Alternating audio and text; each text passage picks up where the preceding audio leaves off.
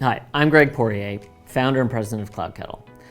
What we're going to talk about today is the risk of holding on to too many records for too long in your Salesforce and revenue operations ecosystem. Doing so means you expose your organization to legal and regulatory penalties, as well as fines and unnecessary costs and liability. So forward-thinking organizations now understand that yes, there's a cost to acquire prospects, and we're all very good at thinking about things on a cost per lead basis. What's harder to keep in mind is that it's no longer a question of if, but when you will have a data breach. And in the scenario of a data breach, it's likely the damages will in part be calculated in relation to XX dollars for every person's data leaked. In that context, this PII has a liability cost. So if the cost of a breach is $150 per record and you're holding on to 10,000 records that are no longer providing any value, that is a liability of $1.5 million that you're incurring for no good reason. So in that context, there's some obvious things we want to do to protect our Salesforce ecosystem. We want to make sure we have MFA in place. We want to have encryption in place. We want to put all those usual protections in place, but also we want to make sure we minimize the amount of data that we're holding on to so that we reduce the number of records that may be exposed in the case of a breach. And how we think about that in the context of CloudKettle is a 4-step process.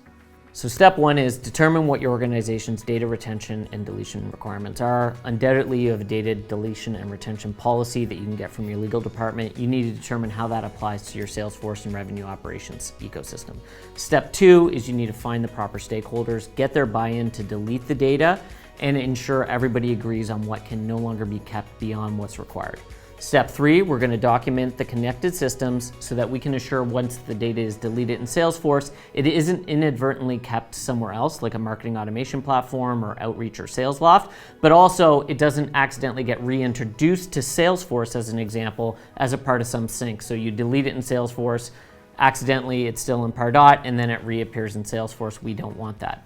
Step 4 is we want to make sure we automate this process. And the reason that's so important is it can take quite a bit of time to get the stakeholder buy-in that we need in order to do this deletion cycle. People tend to be very precious about keeping records. And once we convince everybody and get them on side that that occurs, that might take 3 weeks, even 2 or 3 months at a larger organization.